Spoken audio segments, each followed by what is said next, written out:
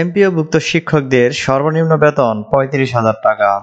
আসসালামু আলাইকুম সম্মানিত ভিউয়ার্স, যারা এমপিওভুক্ত শিক্ষকগণ রয়েছেন, তো আপনাদের নতুন বেতন কাঠামো নিয়ে যে আপডেট তথ্যটি দেওয়া হয়েছে, তো আজকের এই ভিডিওতে আমরা আপনাদেরকে এই সম্পর্কে বিস্তারিত জানিয়ে দিব।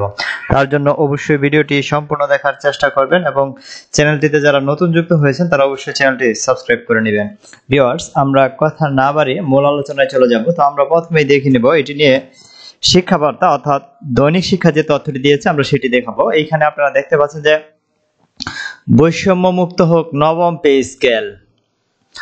বৈষম্যমুক্ত নবম পে স্কেল বাস্তবায়নের জন্য স্থানীয় পে কমিশন গঠন, টাইম স্কেল, সিলেকশন গ্রেড পুনর্বহাল, বার্ষিক বেতন বৃদ্ধি অব্যাহত রাখা ও প্রজাতন্ত্রের সকল কর্মচারীদের মধ্যে পদ বৈষম্য সহ বেতন স্কেলের বৈষম্য নিরসনের জন্য সচিবালয়ের ন্যায় এক ও অভিন্ন নিয়োগ বিধি প্রণয়নের দাবিতে দীর্ঘদিন যাবৎ কর্মচারী সংগঠন আন্দোলন করে আসছে।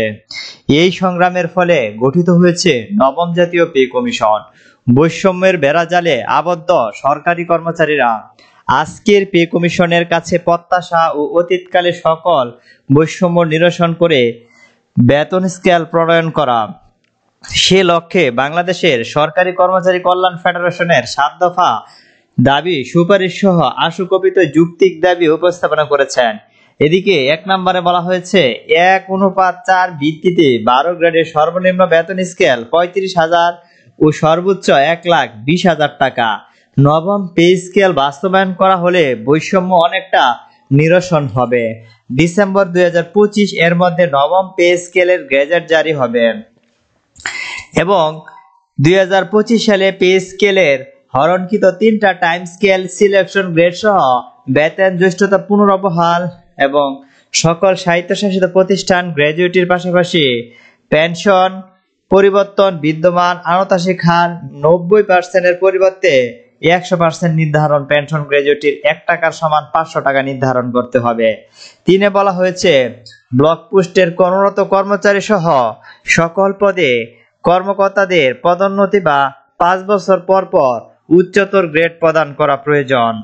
অন্তঃস্থ আদালতের কর্মচারীদের বিচার বিভাগীয় কর্মচারী হিসেবে গণ্য করতে হবে। এছাড়াও টেকনিক্যাল কাজে নিয়োজিত কর্মচারীদের টেকনিক্যাল পদমর্যাদা দিতে হবে। 4 নম্বরে বলা হয়েছে কর্মরত কর্মচারীদের বেতন স্কেল শেষ ধাপে উন্নতি হওয়ার বার্ষিক বেতন বৃদ্ধি হচ্ছে না বিধায় চাকরিজীবীদের বার্ষিক বেতন বৃদ্ধি অব্যাহত রাখতে হবে। সর্বশেষ 5 বলা হয়েছে উন্নয়ন প্রকল্প থেকে রাজস্ব খাতে স্থানান্তরিত কর্মচারীদের প্রকল্পে চাকরি কাল গণনা করে টাইম স্কেল, সিলেকশন গ্রেড প্রদান করার অবকাশ নেই মর্মে অর্থ মন্ত্রণালয় থেকে বৈষম্যমূলক জারিকৃত আদেশ নং বাস্তব 4 এবং বিধিসহ 20 উপস্কেল 7/47 তারিখ 243/2008 খ্রিস্ট বাতিল করতে হবে।